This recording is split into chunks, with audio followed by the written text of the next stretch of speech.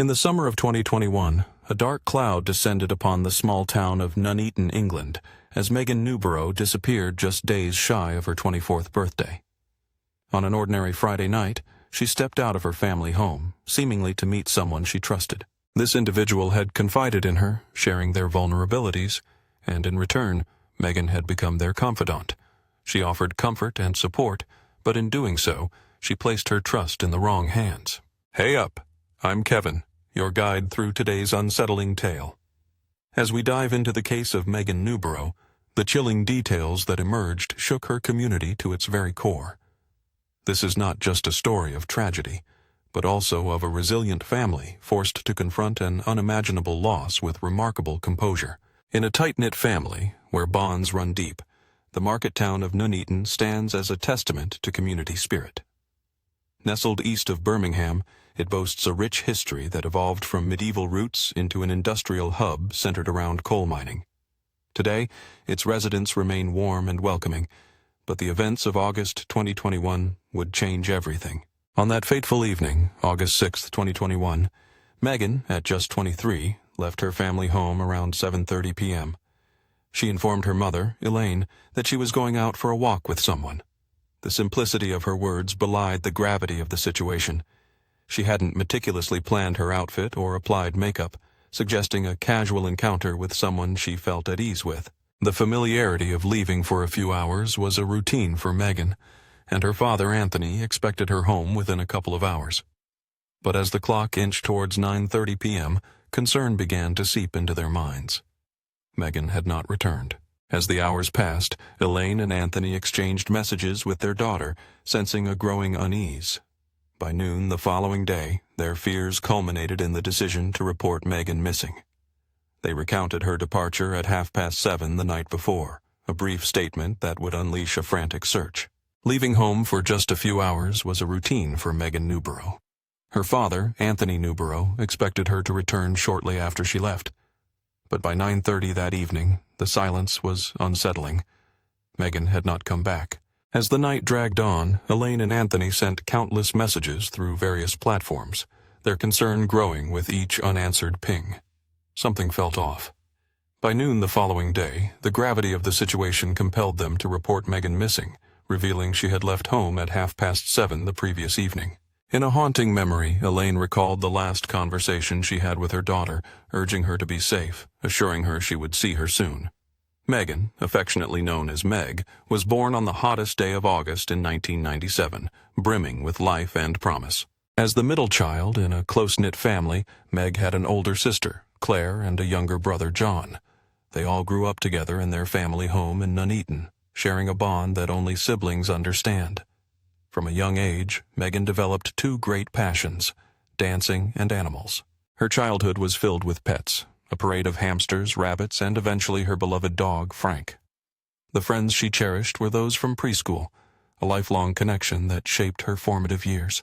As she transitioned into adulthood, Meg thrived professionally. She held a position in human resources at Ibstock Bricks, a brick manufacturing firm, where she was renowned for her kindness and willingness to help others. On that fateful Friday night, Claire informed the police that Meg had gone out to meet a romantic interest, the 30-year-old Ross McCallum. Their paths had crossed at work, Meg in HR and Ross as a brickmaker. Claire noted that Meg often spoke fondly of Ross, who would greet her each morning with sweet messages, calling her beautiful. Though their relationship was still new, having only begun dating recently, the family believed that when Meg left home that evening, she was in high spirits, full of hope and excitement. The relationship between Megan Newborough and her partner was still in its infancy, although they had known each other for several years. On that fateful Friday night, her family felt a sense of relief, believing that Megan was leaving their home in high spirits.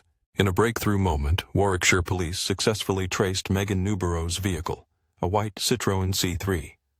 Utilizing advanced automatic number plate recognition technology, investigators discovered that a camera, located 30 miles from her home, had recorded the car at 9:50 p.m. the previous night. Initially, this revelation provided Megan's family with a glimmer of hope. The sighting suggested she had been out driving that night. Perhaps everything was all right. Yet their relief was short-lived. They still had not heard from her, and every phone call went unanswered. Determined to piece together her last movements, police turned their attention to Ross McCallum, a 30-year-old resident of Colville, roughly a 40-minute drive north of the Newborough family home in Nuneaton. Their first stop was at Ross's parents' residence. Upon arrival, the officers discovered that Ross was not present. He was at a nearby pub in Loughborough, enjoying a few drinks with friends. They made contact with him over the phone. Mia, an officer with Warwickshire Police, introduced herself, explaining that they had come to speak with his parents regarding a missing person report concerning Megan. She asked if he had seen her. Ross responded with a sense of urgency, revealing that Megan had visited him briefly on Friday. He had been trying to reach her since then. "She came over for about an hour," he recounted, "and then she left around 9 p.m. He continued, sharing that Megan had mentioned stopping at McDonald's on her way home and promised to call or text him once she arrived, but that call never came. Since they parted ways, Ross had bombarded her with messages, expressing his affection with phrases like, "You're amazing," accompanied by kiss emojis and a smiling face. His affection escalated into a flurry of texts, including at least 3 voicemails. Just before 11 p.m., he sent a message asking if she had made it home safely. "I'm guessing you've gone to bed or your phone has died," he wrote. The following morning brought no response. Ross reached out again, his concern growing. "Morning, baby. I haven't heard back from you," he messaged, anxiety creeping into his words. "I hope I haven't done something wrong," he continued, but still, silence met him. By 9 a.m. on Saturday, desperation took hold. "Babe, I'm getting worried. You didn't message or call me last night or today." The officer pressed for details, asking if he had seen Megan since their last encounter. Ross confirmed their parting at 9 p.m. and informed them of his current whereabouts in Loughborough. As the conversation progressed, the officer inquired about his activities in Loughborough. Ross casually explained that he was having a few drinks, seemingly unaware of the gravity of the situation. The officer probed deeper, asking about his relationship with Megan and if she had mentioned any plans. Ross recalled her saying she intended to grab a vanilla milkshake from McDonald's on her way home and promised to call or text him. Concern etched across his face. He admitted he was indeed worried. As the officer continued, she asked Ross about his driving capabilities, to which he simply replied, "I don't drive." With a hint of compassion, the officer acknowledged his situation. "It's not like her to disappear like this," he stated, reflecting the shared concern of both families who were growing increasingly anxious for Megan's safety. Ross's voice trembled with uncertainty as he contemplated the last time he had seen Megan, realizing that her absence was now a source of deep worry for everyone involved. Concerns were mounting.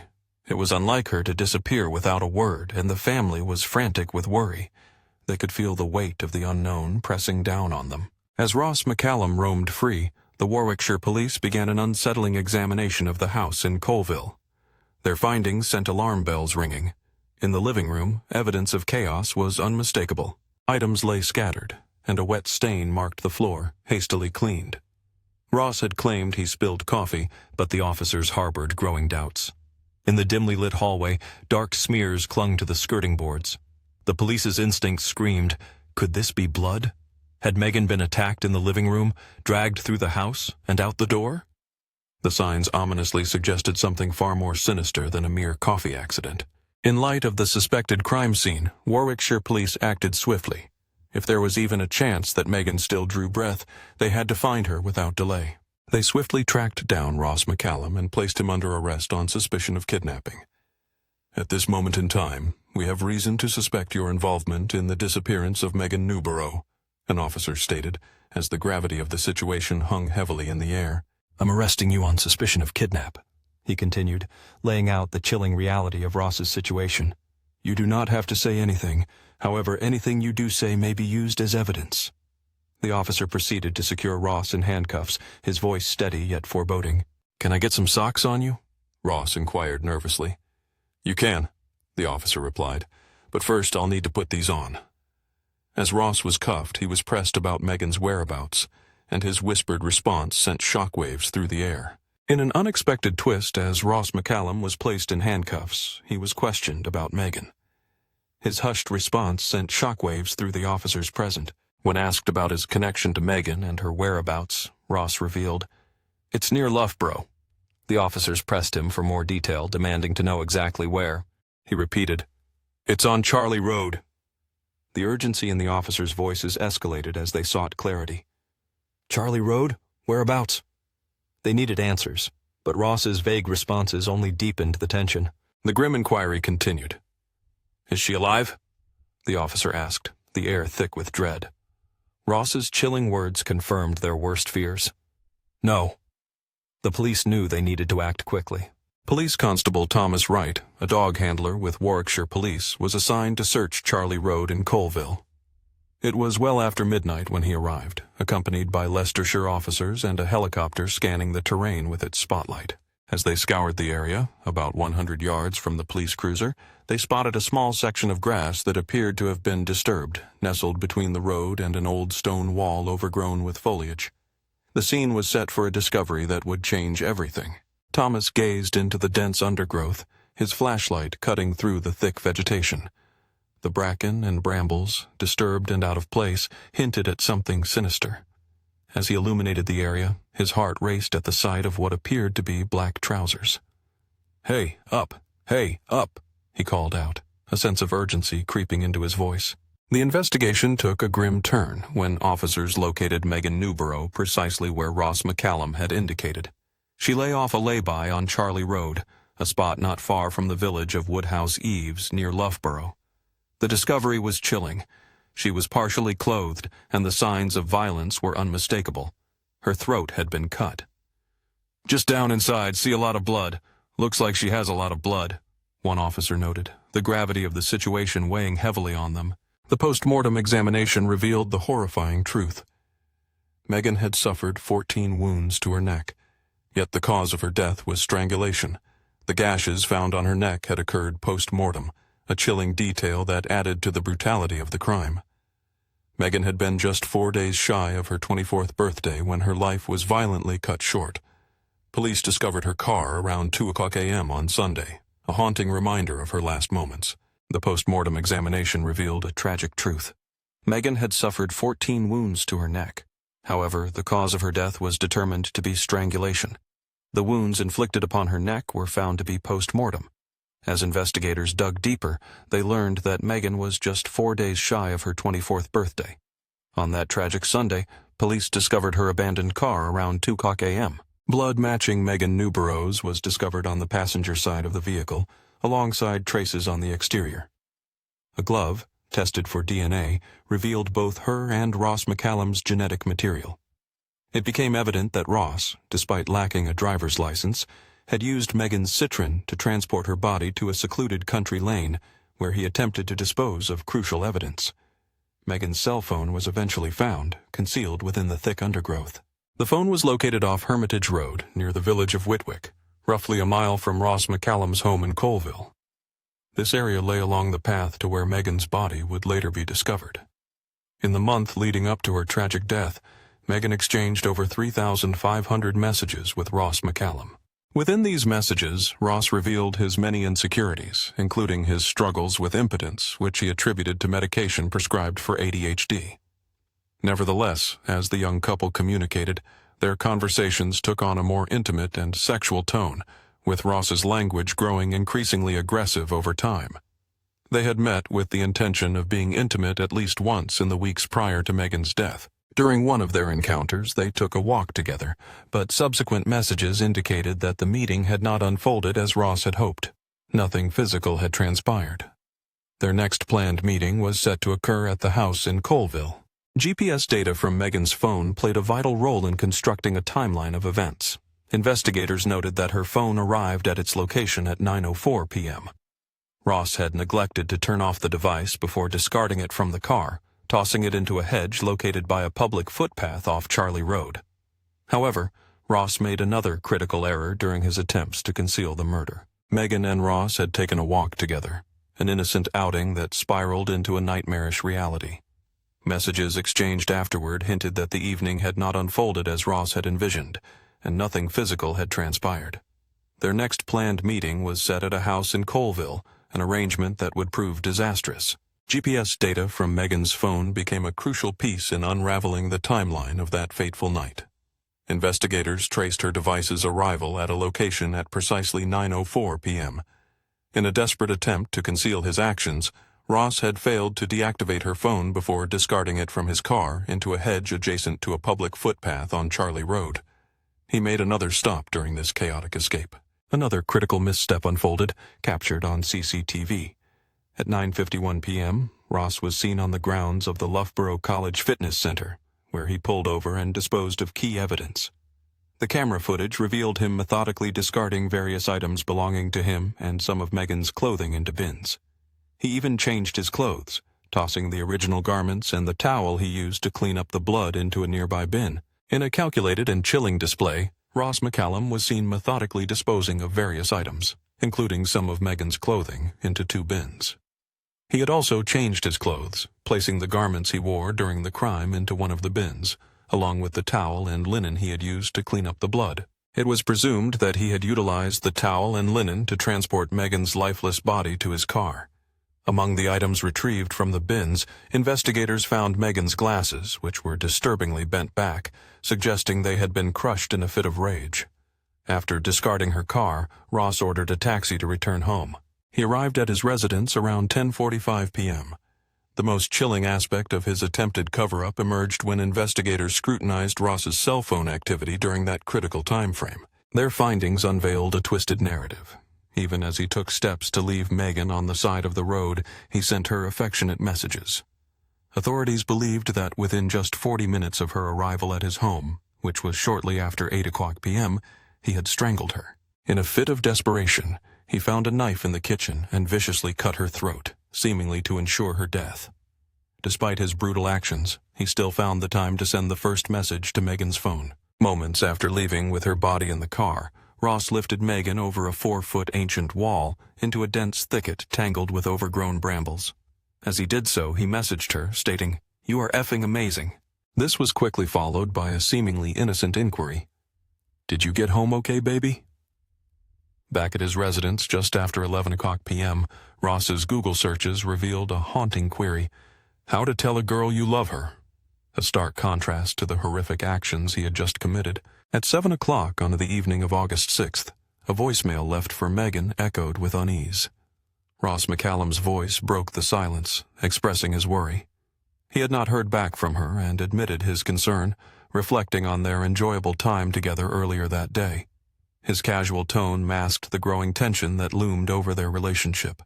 In his voicemail, Ross assured her he would see her the next day, a statement that hung in the air with an unsettling weight, foreshadowing the events to come. However, the hours following that voicemail revealed a darker side of Ross. His Google searches after leaving the message provided a chilling insight into his disturbed mindset. He began exploring topics related to serial killers, with a specific focus on the notorious Levi Belfield. Levi Belfield, known as one of the most dangerous criminals in English history, had left a trail of terror, and Ross's fixation on him only intensified the foreboding atmosphere. After these unsettling searches, Ross seemingly drifted into a troubled sleep, but by 6:30 the next morning, his activity resumed with alarming urgency. Once again, he delved into the dark world of killers, alongside searching for pornography. He sent a seemingly innocuous message to Megan's phone, greeting her with "Morning, baby." But beneath the surface of this casual exchange lay the shadows of impending tragedy, as Ross McCallum was soon to be taken into police custody. In a startling admission, Ross confessed to committing manslaughter, acknowledging the horrifying act of taking Megan's life. Yet he argued that his actions did not warrant a murder charge. The Crown vehemently disagreed and insisted on bringing him to trial, setting the stage for a gripping courtroom battle. The trial commenced in October 2022 at Leicester Crown Court. Crown Prosecutor John Keames presented a chilling theory. Ross had attacked Megan in a blind rage, fueled by humiliation after a failed intimate encounter. It was a moment that spiraled into violence, igniting a tragic chain of events. Keames highlighted a prior incident during a walk where the couple had planned to be intimate, but Ross's inability to perform left him feeling emasculated. Megan's supportive nature contrasted sharply with Ross's growing frustration, leading him to order tadalafil pills online, hoping to resolve his struggles. With hope in his heart, he invited Megan over to his house, knowing his parents would be away for the evening. But when his attempts at intimacy failed again that night, rage consumed him. Kemes argued that, in a blind fury, he strangled Megan before inflicting further harm. Yet, Ross McCallum presented a different narrative. His defense team called forth witnesses who recounted confessions Ross had made about the abuse he endured as a child, revealing a haunting backstory. Among the most shocking revelations was his claim that one of his abusers was none other than Stephen Beedman, a man infamous for his heinous crimes. Beedman had been sentenced to 35 years in prison for the horrific murder of Kaylee Haywood, a case that had gripped the nation. The search for Kaylee had expanded beyond the immediate vicinity, leading investigators to a field near the village of Belton, where her belongings were discovered. The 13-year-old schoolgirl had been missing for 5 agonizing days, and fears of her murder loomed large. Luke Harlow, Beedman's accomplice, had lured Kaylee with over 25 Facebook messages, ultimately leading her to a tragic fate at the hands of Stephen Beedman. The case had been the subject of an award-winning documentary that explored the dangers of online grooming, shedding light on the vulnerabilities of young individuals. That documentary served as a stark reminder of the threats lurking in the digital world, as Beedman passed away in prison from a heart attack, years before Ross would step into the courtroom and claim his status as one of Beedman's victims. It was a harrowing tale that intertwined the lives of the innocent and the malevolent, echoing through the corridors of justice.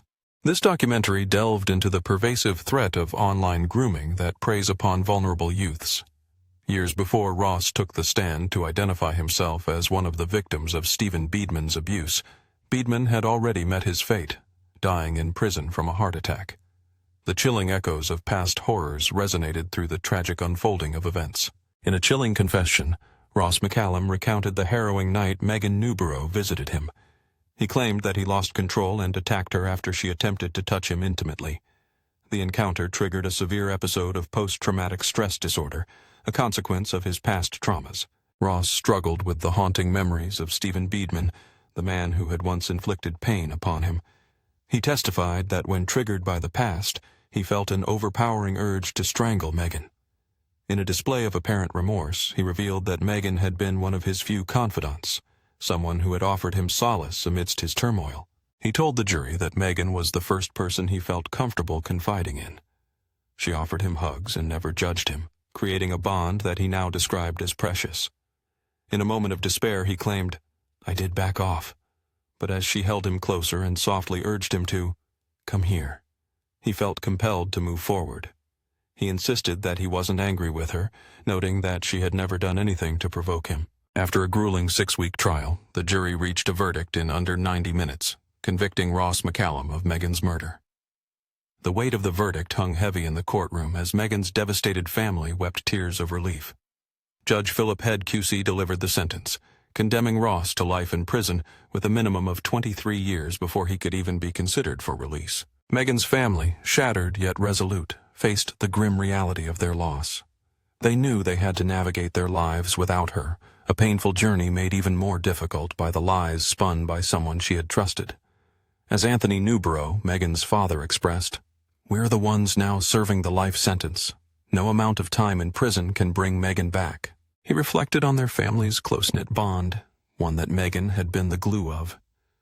"Our lives have been torn apart through this loss," he lamented. The pain etched on his face revealed the depth of their suffering as they endured each day in court, listening to the tangled web of deceit crafted by Ross. With heart-wrenching clarity, Anthony continued, "Megan will never leave our thoughts. She was on the brink of buying her first home, filled with excitement for what lay ahead. She was so eager to start the rest of her life." Later, he would share with the media that his daughter had always seen the good in others, which led her to become involved with the man who would ultimately take her life. "She thought she could help him.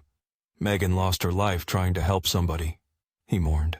Megan Newborough had dreams of accomplishment, one of which was to train for and run a marathon. That November, 50 family members and friends gathered to participate in a 5-kilometer park run, honoring her memory and supporting the White Ribbon Charity, an organization dedicated to ending violence against women and girls. Together, they raised over £3,000, achieving their goal of running a cumulative marathon, fulfilling a dream that Megan had held dear. In her honor, donations at her funeral were directed to the Dogs Trust. Inspired by Megan's passions, her family established the Megan Newborough Foundation, dedicated to supporting causes that were close to her heart. This was the tragic case of Megan Newborough, a story of lost potential and the profound impact of violence. And I'll see you in the next one.